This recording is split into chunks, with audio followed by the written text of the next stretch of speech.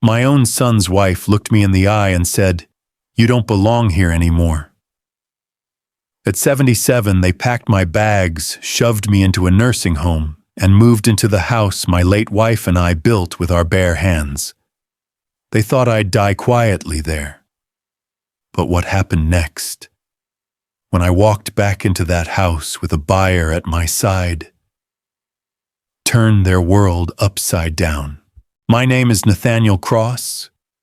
I'm 77 years old, and I live alone in a house that overlooks the rocky shoreline of Cape Elizabeth, Maine. This place wasn't just wood and shingles. It was the life my late wife Miriam and I built with our bare hands. We bought it in 1982, when houses on the coast were still affordable if you worked hard and saved. Back then, I was a postal inspector with a modest pension ahead of me, and Miriam was a school librarian with a smile that made the years lighter. For decades, this home was our sanctuary. Every evening, we'd sit on the porch with mugs of coffee and listen to the waves hitting the rocks. Miriam chose the yellow paint for the kitchen, the rose bushes out front, the brass doorknobs that still gleam when the morning sun catches them. She passed away 5 years ago, and since then I've been alone here except for the memories. That morning started like any other. I boiled oatmeal, stirred in a little honey, turned on the small TV in the corner for the local news. The anchor's voice was the only thing breaking the silence of the kitchen. I was about to sit down when I heard the crunch of tires on gravel. Out front, a silver SUV pulled into the drive. My son Damien. He usually called ahead if he planned to visit. But this time, no warning. I stepped out onto the porch, pulling my old robe tighter around me against the morning chill. The SUV doors swung open, and 4 people spilled out: Damien, his wife Clarissa, and my 2 grandchildren, Elena and Marcus. 6 suitcases followed, thudding onto the gravel. "Morning, Dad," Damien said with a strained smile, walking up the steps. "We thought we'd come for a little visit." I looked at the luggage. "A little visit. Couple weeks. Maybe a month," he answered, avoiding my eyes. Clarissa didn't even greet me. She was too busy instructing Marcus to grab the heavier bags. Elena gave me a timid smile, but quickly buried her face in her phone. I stood frozen, feeling the air grow heavier with every thud of their suitcases. Inside, Clarissa went straight to the refrigerator, tossing out cheese I had bought 2 days earlier. "Expired, Nathaniel." "You can't keep food like this," she declared. She wrinkled her nose at a pack of sausages. "Do you know how many nitrates are in this? It could kill you." I wanted to tell her I had made it to 77 eating what I pleased, but the words died in my throat. Damien walked through the house, phone in hand, glancing into rooms as if he were already taking inventory. Then came the blow. "Dad," he said casually, "Clarissa and I will take the master bedroom. You'll be more comfortable downstairs in the guest room. Less strain on your knees." The master bedroom, the room Miriam and I had shared for 45 years. Her books were still on the shelf. Her perfume bottles still lined the dresser. That space was sacred. "I'm comfortable where I am," I said evenly. Clarissa stepped in with that patronizing smile she wore so well. "Nathaniel, it's dangerous at your age. What if you fall at night on the stairs? Better safe than sorry." Safe. That word stung. Safe for whom, them or me? I felt a tightness in my chest, not just from anger, but from something deeper: fear that I was being erased from my own life memory, by memory, room by room. That night, I sat alone in the narrow bed downstairs, surrounded by bare walls that held none of Miriam's touch. I pulled out the small leather Bible she had given me on our 25th anniversary. On the inside cover, she had written, "The Lord is my strength and my shield." I held those words close, whispering a prayer into the silence. Lord, don't let me be cast aside in the house we built. Give me the strength to endure this storm. I looked up at the ceiling, where the faint creak of footsteps above reminded me that I was now a stranger under my own roof. Tell me, friends, have you ever been treated like a guest in the very home you built with your own two hands? If this story is already stirring something in your heart, share with me in the comments where you're listening from. Every voice matters here. And if you believe like I do, that dignity never dies no matter our age, then subscribe and stay with me because the journey has only just begun. The days that followed felt less like a family visit and more like an invasion. Within a week, the rhythm of my house was no longer mine. Breakfast used to be my quiet ritual: oatmeal at 7, coffee strong enough to cut through the sea fog. But Clarissa declared that coffee was a heart risk and replaced it with some herbal blend that smelled like hay. She moved breakfast to 8 sharp because she liked to sleep in. If I dared to start earlier, she'd scold me, an old man in his own kitchen, being corrected like a child. Television wasn't spared either.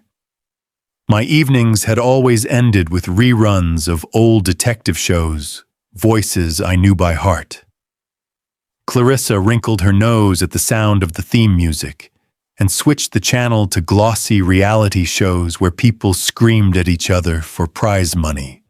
Damien sat beside her, nodding along, too busy scrolling through his phone to notice me slipping quietly out of the room. One afternoon, I came home from my walk along the bluff and discovered my record collection gone from the living room cabinet. Ella Fitzgerald, Louis Armstrong, Miles Davis, all stacked carelessly in a cardboard box in the garage. "Clarissa, where are my records?" I asked, already knowing the answer. "Oh, that old junk," she said without turning her head. "They're gathering dust, and Elena's allergies don't need more triggers. If you want music, Marcus can show you Spotify. They're not junk." I said, my voice sharper than I intended. "Some of those are rare editions. They're worth more than you think." Clarissa gave me that condescending smile, the one that sliced me deeper than outright cruelty. "Nathaniel, no one listens to records anymore. You should be grateful we're modernizing the place." Modernizing. That was her word for erasing. The living room, once filled with Miriam's chosen touches, now looked like a showroom. My wife's yellow kitchen walls, Clarissa announced they were outdated and started talking about painting everything gray. She called the family photographs clutter and stacked them in the closet. Damien backed her every time, muttering about resale value, as if my home were already a listing. It wasn't just the house they rearranged. It was me. "Dad, you shouldn't be mowing the lawn anymore," Damien said one morning, waving away the mower I'd just filled with gas. "You'll strain your back. Marcus can do it." Marcus never did. The grass grew long and ragged until Clarissa hired a landscaping company without even asking me, charging it to my account. I found myself retreating more and more to the cramped guest room downstairs. It became a storage place for the pieces of my life Clarissa had declared obsolete: photo albums rescued from the trash, Miriam's vows she called gaudy boxes of letters we'd written each other during my years on the road. I stacked them carefully in corners, guarding them like treasures from a thief. Even my conversations with my grandchildren felt stolen. Marcus was too busy with his friends, Elena sweet. Elena tried to smile, but always looked afraid her mother might notice her talking too long with me. Once I offered to help her with a school project. "I was an inspector for 40 years, I said. I know a thing or two about organizing research. She hesitated, then whispered, Thanks, Grandpa, but I'll just Google it. Her eyes were apologetic, but the distance was real. Every night I'd sit on the narrow bed and stare at the ceiling while their footsteps echoed above. My house, my sanctuary with Miriam was becoming a stage for someone else's life, and I was the extra no one wanted in the script. One evening I overheard Damien and Clarissa in the kitchen. They thought I was asleep. He's stubborn, Clarissa hissed, always clinging to old junk. We can't live like this forever. Damien sighed. Just give it time. He'll come around. He doesn't really have a choice. That last line pierced deeper than any insult. He doesn't really have a choice. I sat in the dark, gripping the edge of the bed, and realized they weren't just making themselves at home. They were preparing to write me out of it entirely. It was a rainy Tuesday when the truth began to surface.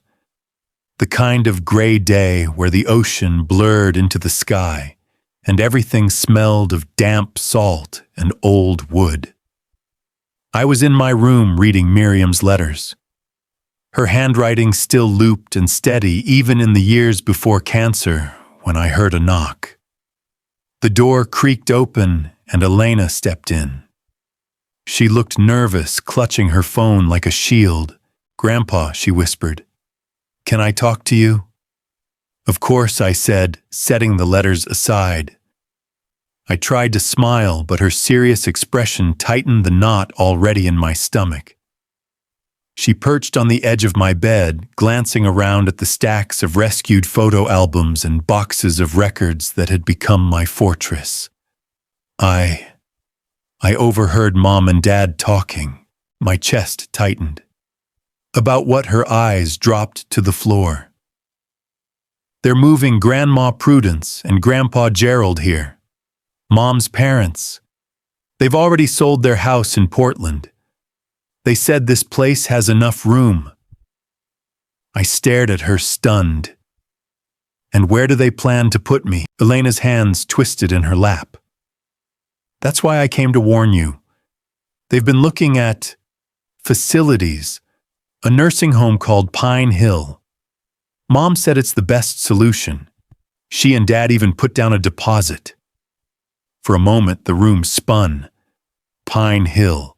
I knew the name, an underfunded, understaffed institution I'd read about in the local paper.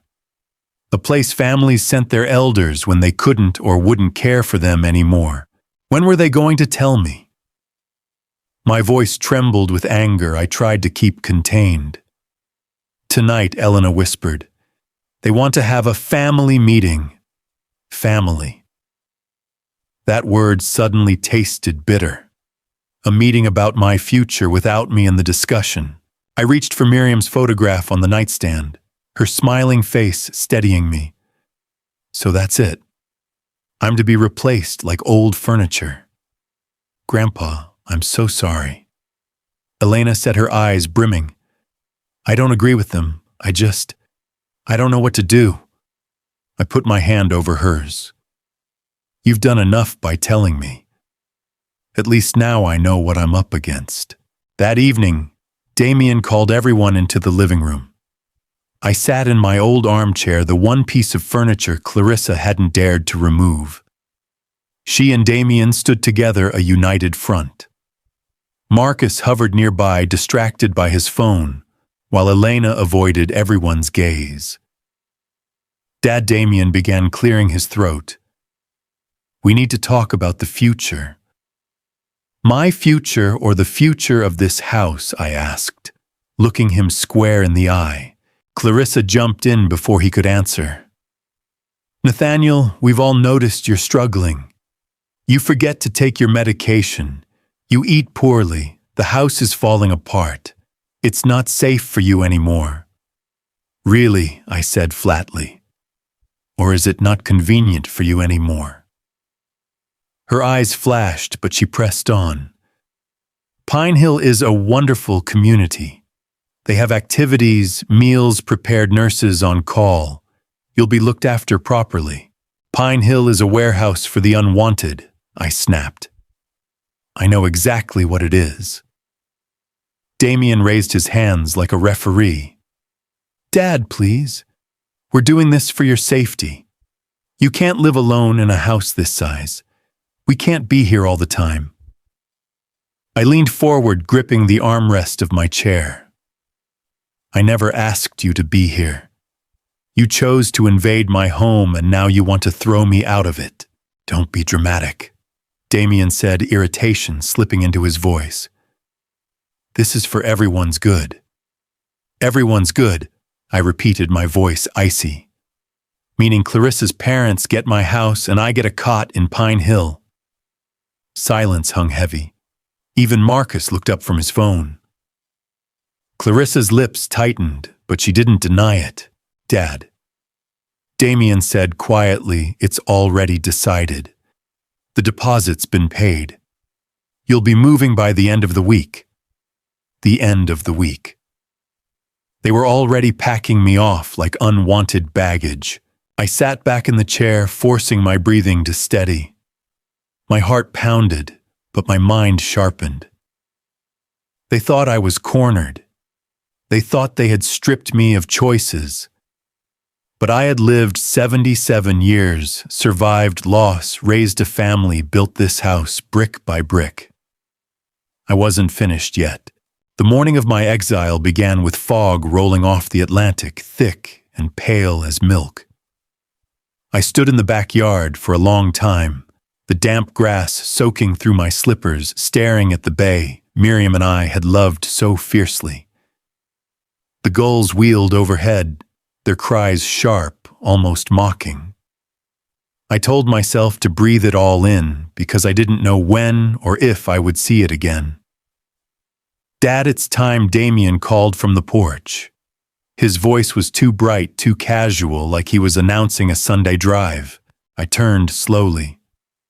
The SUV was already loaded, 2 suitcases, a box of essentials, the sum of a lifetime whittled down by Clarissa's decisions. She hovered near the car, ticking items off a checklist. Her face looked almost relieved, like this moment was her victory. Obadiah, don't forget your pills, she chirped. I put them in the side pocket. The nurse will need the schedule. I said nothing. Elena stood nearby, her eyes downcast, tears brimming. Marcus hadn't even bothered to come. He had plans, apparently. That small fact cut almost as deep as everything else. The ride to Pine Hill took 30 minutes, but it stretched like a lifetime. I watched the familiar landmarks blur past the post office where I'd worked, the park, where Miriam and I strolled in spring, the diner where we'd shared Friday pie. Each one felt like a farewell. When we pulled into the cracked asphalt lot, the sight of the building hit me like a punch. Pine Hill loomed, a squat gray brick structure with peeling paint and a manicured but lifeless lawn. Through the windows, I saw figures slumped in chairs, eyes glazed at a blaring television. It smelled of antiseptic and boiled vegetables even before we stepped inside. The receptionist greeted us with a weary smile. Welcome, Mr. Cross. Dinner's at 5:30 sharp. Please don't be late or you'll have to wait until breakfast. Her tone was rehearsed, impersonal.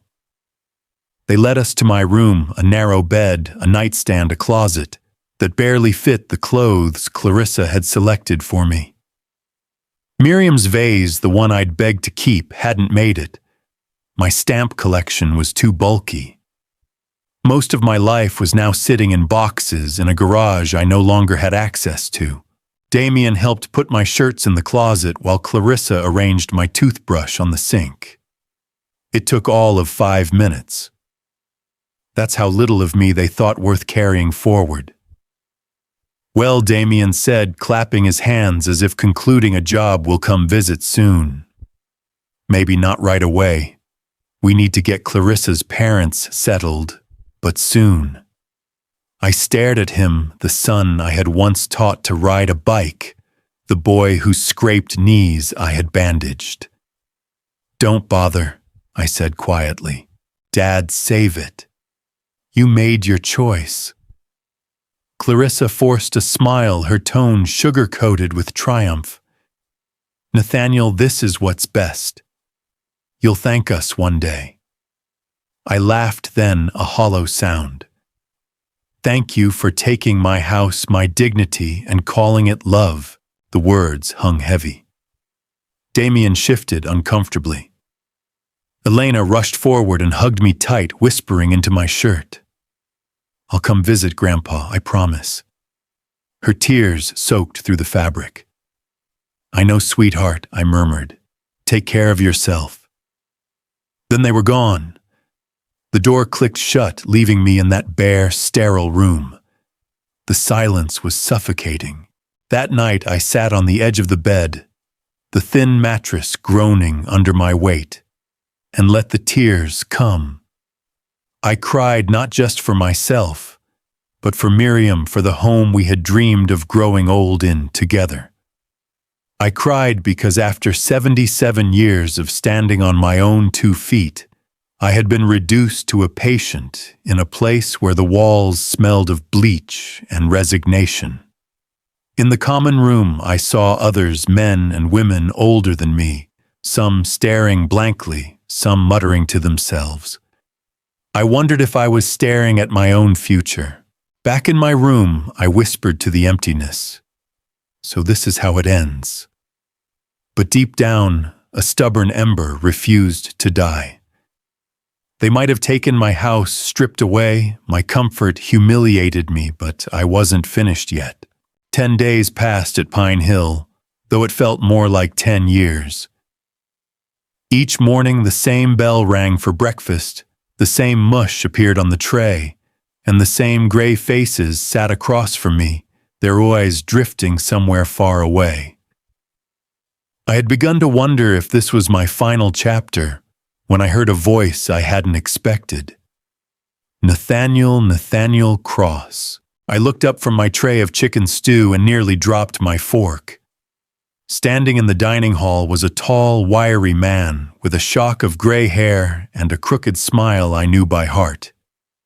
Harold Benton. He grinned, sliding into the seat across from me. "Well, I'll be. It's been, 20 years? You haven't changed a bit, old friend."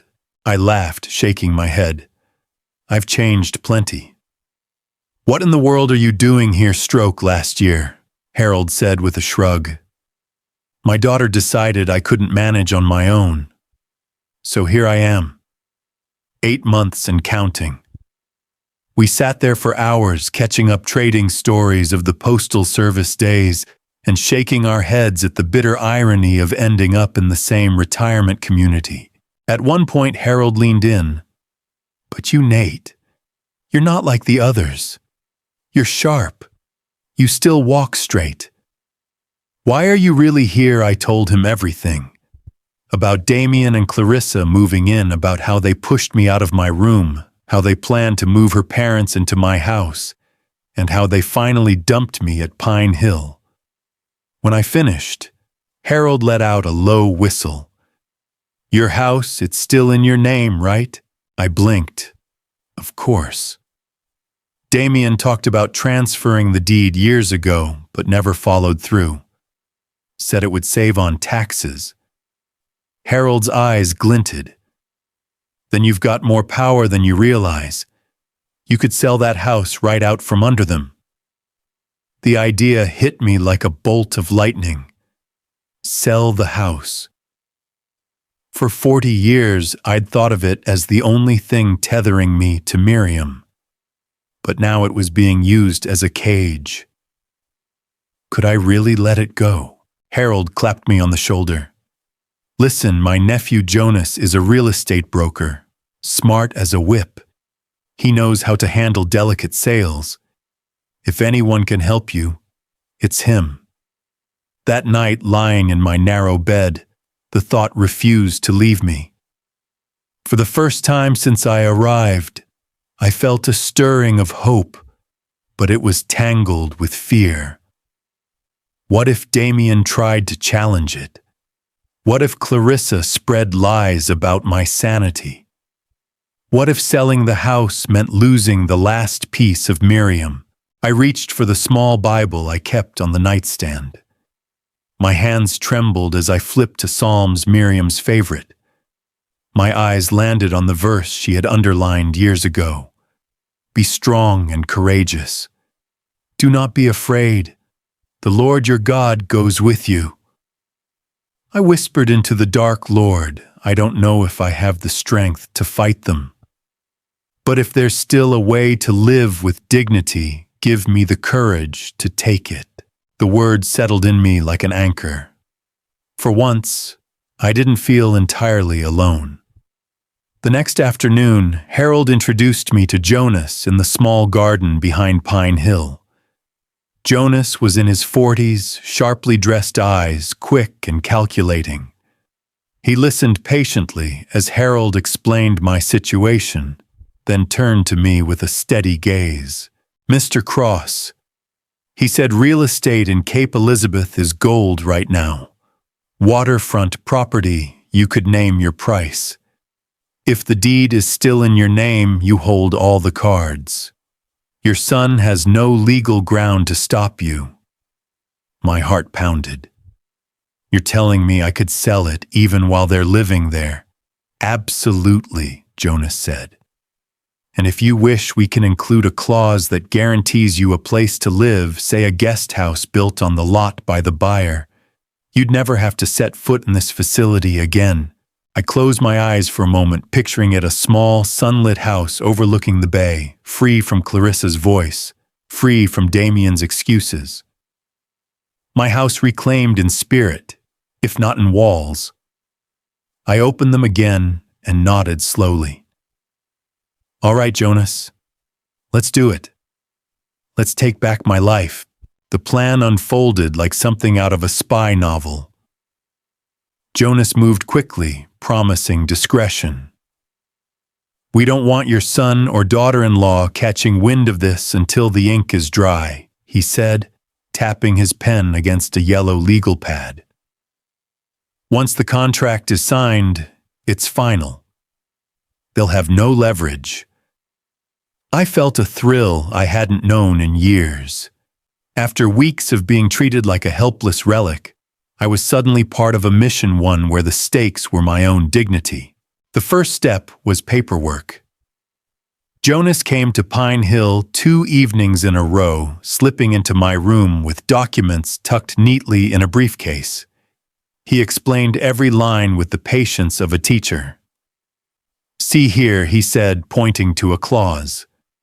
This ensures that the buyer must build a guest house for you on the property. Lifetime residency. No rent, no interference. I signed with hands that barely trembled. For the first time since Clarissa marched into my kitchen, I felt control returning to my fingertips.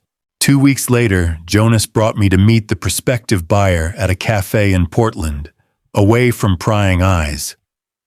His name was Truman Caldwell, a tall, broad-shouldered man in his mid-50s with salt and pepper hair and the quiet confidence of someone who had seen both wealth and loss. He extended his hand firmly. Mr. Cross, it's an honor.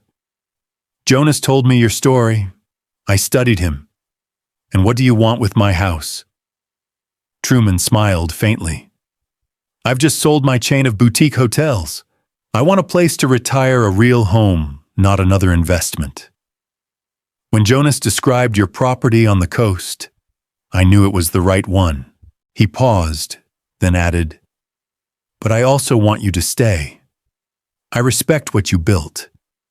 If you'll accept me as a neighbor, I'll build you a guest house. Think of it as preserving the legacy rather than erasing it. The word struck me deeply. Clarissa had called my belongings junk. Miriam's kitchen outdated, my very presence inconvenient. And here was a man, wealthy, accomplished, offering to honor what I had built. Over steaming cups of black coffee, we shook hands on the deal. Jonas promised to have the final paperwork ready within days. Truman's lawyer confirmed everything by phone that same evening. Back at Pine Hill, I lay awake that night staring at the ceiling, my heart racing. I pictured Clarissa's face when she realized the house she thought she controlled had slipped through her fingers. I pictured Damien stammering, trying to explain why he hadn't secured the deed years earlier. The thought brought a grim smile to my lips. But more than revenge, I imagined something else: sunlight streaming through the windows of a small cottage overlooking the water. A kitchen painted yellow like Miriam loved. A porch where I could sit again with coffee, real coffee, and listen to the gulls. Jonas came the next morning with the final documents. "Once you sign these, Mr. Cross, it's official. Caldwell will be the owner, and construction on your guest house will begin immediately. You'll be free from Pine Hill within weeks." My hand hesitated over the page just for a moment. It felt like cutting the last thread to Miriam. But then I remembered her voice, calm and steady. "Don't let them erase you, Nathaniel." I signed. The pen scraped across the page, black ink sealing a decision that would change everything. When Jonas slipped the papers back into his briefcase, he gave me a satisfied nod. "Congratulations. You've just taken back your life." That evening, I walked the sterile halls of Pine Hill with a lighter step. For the first time, the buzzing fluorescent lights and the faint smell of bleach didn't press down on me. Inside, a quiet fire had been lit. Clarissa and Damien thought they had written my ending, but they were about to learn I still held the pen. The night of the party arrived crisp and clear, the air carrying that salty tang from the ocean that always reminded me of Miriam. Clarissa's parents, Prudence and Gerald, had gone all out, balloon string lights strung across the yard, a catered spread that spilled out from the kitchen onto rented tables. The house I had once called my sanctuary now buzzed with chatter and laughter that wasn't mine. I should have felt like an intruder. But instead, as I walked up the drive with Jonas on one side and Truman Caldwell on the other, I felt taller than I had in years. My suit was pressed, my shoes shined, and in my breast pocket lay the signed deed, transfer the truth, ready to detonate. We stepped through the door, and conversations faltered. Clarissa, in a glittering dress, spotted us first. Her smile froze mid-sentence, the champagne flute in her hand trembling ever so slightly. "Nathaniel," she said, her tone forced. "What a surprise. I didn't know you'd be joining us." "I wouldn't miss it," I replied evenly. "After all, this is still my house. At least for a few more hours." Her eyes narrowed, but before she could speak, Damien approached, cheeks flushed from wine and nerves. "Dad, you should have called. This isn't really the time." "On the contrary," I said, my voice carrying across the room, "this is exactly the time." The music dimmed as guests sensed the tension. Jonas stood silently, his presence sharp and professional. Truman waited beside me, calm as a stone. I took a breath, letting the weight of the moment settle. "Friends, family, tonight you gather to celebrate Gerald's birthday.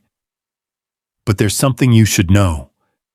This house you stand in, this house Miriam and I built with our own hands, is no longer mine." Gasps rippled through the crowd. Clarissa's face went pale. Damien blinked, confused, his mouth opening and closing like a fish. Because I continued pulling a folded paper from my pocket, I sold it. "To Mr. Truman Caldwell, who stands here with me tonight. The sale is finalized, the deed transferred.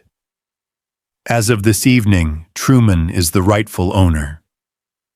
The silence was electric, broken only by the faint clink of a dropped fork.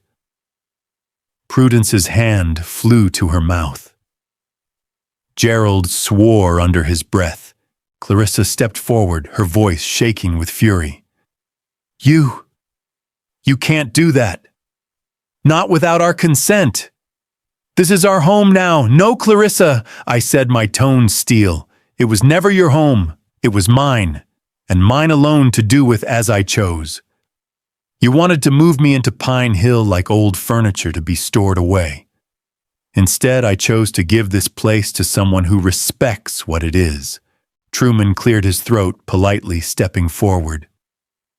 That's correct. As the new owner, I'll be moving forward with renovations.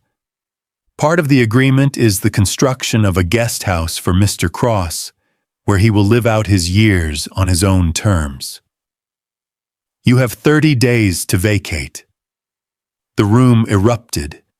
Guests murmured, some scandalized, some amused. Prudence demanded an explanation from her daughter. Gerald stormed toward the bar for another drink. Damien looked at me, his face red with shame. Dad, why would you humiliate us like this? Humiliation. I asked, my voice low but sharp. You humiliated me when you stripped me of my room, my memories, my dignity. Tonight is not humiliation, Damien. Tonight is justice. Clarissa's fury boiled over. You selfish old man. Do you know what you've done? You've ruined everything. I stood tall, meeting her glare without flinching. No, Clarissa, I saved myself. And in doing so, I reminded you both of something you forgot. I am not a burden.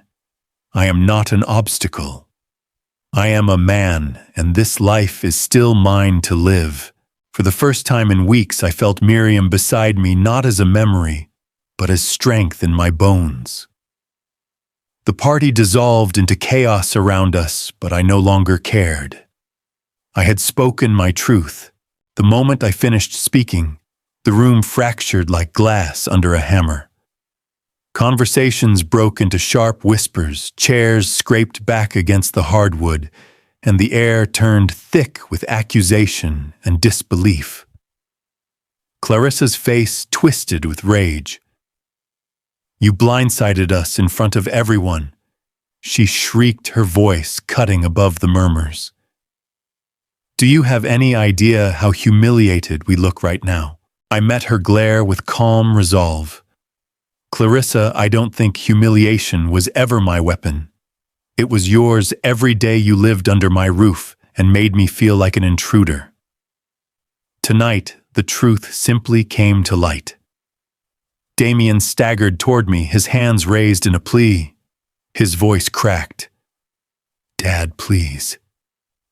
Don't do this. We had plans, we thought. You thought wrong. I interrupted, my tone firm, but not cruel. You planned my life without asking me. You sold off my future to make room for someone else's comfort. And you thought I wouldn't notice. Gasps erupted as Gerald slammed his fist on the table. This is a disgrace, he barked. First you let us believe we'd be moving in, and now you parade some stranger in here to take what should be family property. Truman stepped forward, his presence commanding. Mr. Cross doesn't owe you an explanation. The deed is signed, the sale is lawful. This isn't family property, it's Nathaniel's, and he chose to entrust it to me. The guests leaned closer, hungry for every word. Some exchanged knowing looks, others shook their heads in disapproval. Prudence dabbed furiously at her forehead with a napkin, whispering something about embarrassment of the century. Clarissa, her face white as marble, turned on her heel. Damien, say something, fix this, but Damien only stood there, jaw tight, eyes glassy. There's nothing to fix, he muttered. For a heartbeat, silence fell. Then slowly, like a tide turning, the guests began to drift toward the exits. Some offered me sympathetic nods. Others avoided my gaze altogether. One neighbor, Mr. Connolly, stopped long enough to squeeze my shoulder. "Took courage, Nate," he said quietly. "More than most men have." When the last of them had gone, the house lay in ruins, not physically, but emotionally. Half-finished glasses of wine sat abandoned on side tables, plates of untouched hors d'oeuvres scattered across the counters. The party that was meant to celebrate Gerald's 75th had collapsed under the weight of truth. I took one last look around the living room. Miriam's walls were still painted the yellow she had chosen, though Clarissa had been itching to erase them. Tonight, they glowed in the lamplight, defiant against the storm. I turned to Damien, who stood slumped by the fireplace. "Son," I said quietly, "this didn't have to happen this way. All I ever wanted was respect. But when you sided with greed instead of family, you left me no choice." He didn't answer. His silence was louder than Clarissa's screams. Jonas handed me my coat. Truman nodded toward the door. It was time. As I stepped outside, the cool night air wrapped around me like freedom. Behind me, voices still argued, Clarissa shrill, Gerald booming, Prudence scolding, Damien whispering something I couldn't make out. But I didn't need to hear it. Their noise belonged to a world I no longer owed myself to. Jonas opened the car door, but I paused on the porch. For the first time in months, I stood tall on those steps without feeling like an unwelcome guest. The salt wind carried across the yard, lifting my spirit higher than any champagne toast could. When I finally slid into the car beside Truman, I caught my reflection in the window. I didn't see a frail old man cast aside. I saw a man who had chosen his own ending to one story and the beginning of another. As we pulled away, the lights of the house grew smaller in the rearview mirror. I didn't look back.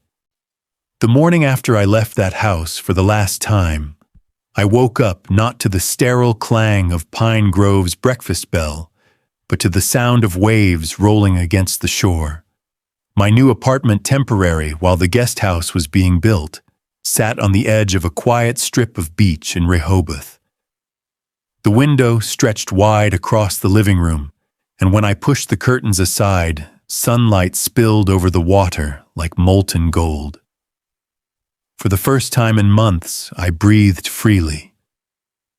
No one was barking orders about what I should eat, where I should sleep, or which memories were worth keeping. The air smelled of salt and freedom. Jonas had stocked the kitchen for me the night before. Simple groceries, fresh bread, real coffee beans, instead of the bitter powder Pine Grove served. I brewed a pot and sat on the balcony with my cup, watching gulls wheel above the surf. It was a small ritual, but it felt like reclaiming a piece of myself. Later that week, Truman introduced me to a financial advisor, a young woman named Laurel with sharp eyes and a voice as steady as a hymn. She laid out charts and explained how the money from the sale could be invested safely. Bonds, dividends, stocks, nothing reckless. "Mr. Cross," she said, "your monthly income could more than cover your expenses. You'll never need to depend on anyone again." Her words lifted a weight I hadn't realized I was still carrying. Dependence that had been the leash my son and daughter-in-law tried to fasten around my neck. Now that leash was broken. In the afternoons, I walked along the boardwalk, letting the sea wind tangle my white hair. Sometimes I carried the old camera Miriam had given me decades ago, long since tucked away in a drawer. I started snapping photos again, sunsets bleeding across the horizon, children chasing kites, a fisherman casting his line against the tide. Each click was like reclaiming a memory I thought I had lost. One evening, as the sky turned violet, I caught myself whispering a prayer, not the desperate kind I'd muttered in Pine Grove, but one of gratitude. Lord, you never abandoned me. Even when my own blood turned against me, you set another path before my feet. Thank you for not letting me fade away. I didn't expect a booming answer from the clouds, just the quiet assurance that I had survived, and that survival itself was a form of grace. A week into my new life, I began attending a photography class at the community college. The first night I was nervous, 77, and sitting among strangers with lenses around their necks. But the instructor, a silver-haired woman named Eleanor, greeted me warmly. Experience in living, she said with a wink, often makes the best photographers. She was right. My photos weren't flawless, but they carried weight years of watching storms gather children grow love bloom and die. A few classmates even asked me for advice as if the creases in my hands held some secret they could learn from. At home, I started decorating the apartment with prints of my shots. The bare white walls slowly turned into a gallery of sky and sea. When I invited Laurel and Jonas over for coffee, Jonas stood in front of one photograph, a lone gull over the waves, and nodded. "Looks like freedom," he said. Freedom. That was the word. Freedom to wake when I pleased, to cook oatmeal or steak without someone calling it unhealthy, to listen to jazz records without hiding them under my bed. Freedom to be Nathaniel Cross again, not just dad or grandpa or the old man taking up space. The scars of betrayal hadn't vanished. I still woke sometimes from dreams of Clarissa's scorn or Damien's pleading eyes. But each sunrise over the bay reminded me that scars are proof of healing, not evidence of defeat. One afternoon, Eleanor invited me to join her and a group of classmates for a photo walk through the dunes. I almost said no out of habit, but then I caught myself.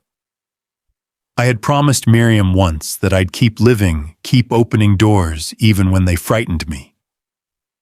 So I went. As we walked, Eleanor fell in step beside me. "You've got a steady hand, Nathaniel," she remarked, glancing at the way I framed the horizon. "40 years sorting mail will do that to a man," I replied with a grin. She laughed, and I realized it had been a long time since I had laughed with someone without bitterness. That night I sat once more on the balcony, camera by my side, the sea whispering its endless hymn. And I thought maybe life isn't about holding on to the old house or the memories locked inside it. Maybe it's about stepping into the unknown with open hands, trusting that grace waits even there. 3 months passed quicker than I thought possible. The construction crews worked with precision, and by early summer the guest house was ready. Thornton called me one morning. "Nathaniel," he said, his voice alive with pride, "come see your new home." When I walked through the arched doorway, sunlight poured across polished wood floors and wide windows that opened to the bay. The rooms were simple, but everything had been designed with care, no thresholds to trip me handrails where I might need them, and a kitchen that felt like it was waiting for coffee to be brewed. It wasn't large, but it was mine. Not because of ownership papers, those belonged to Thornton now, but because it had been built for me with respect, with dignity. That evening, Thornton hosted a small gathering to christen the place. Jonas was there, of course, along with Laurel, the financial advisor, who had become almost like a daughter to me. A few neighbors brought homemade pies, and Eleanor came carrying a bouquet of wildflowers she said reminded her of Miriam's garden. Alina arrived too, my granddaughter, her eyes bright with relief as she stepped into the space. "Grandpa," she whispered, "this feels like you. Not like their house. yours." I pulled her into an embrace, grateful beyond words that she had chosen to stand beside me when her parents would not. We gathered on the terrace as the sun set, pink light spilling across the water. Thornton raised a glass. "To new beginnings," he declared. "To new beginnings," we echoed. I felt Eleanor's hand brush mine lightly, and I didn't pull away. In that moment, surrounded by people who wanted nothing from me but my company, I felt something I hadn't in years: belonging. As the evening wore on, Eleanor asked if she might read a short poem.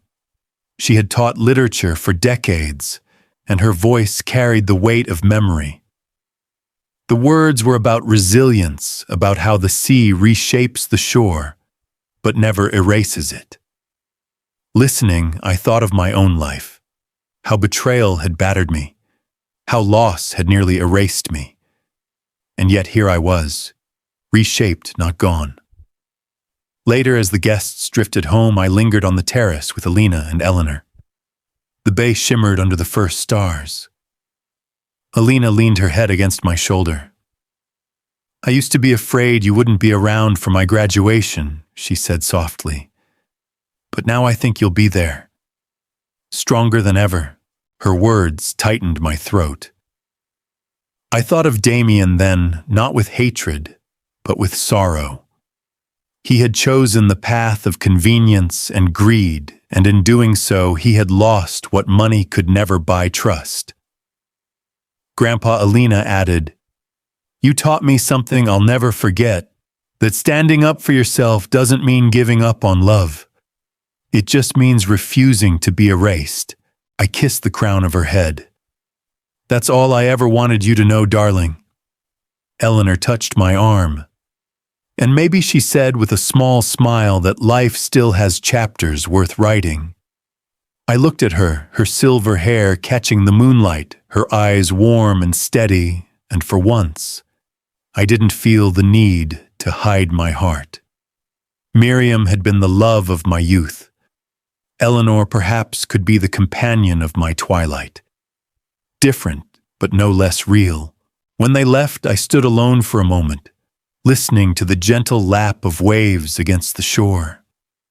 The bay had carried me through grief, through betrayal, through the loss of nearly everything, and now it carried me into freedom. I bowed my head in quiet prayer. "Lord, thank you. You closed one door, but you opened another wider than I could have dreamed.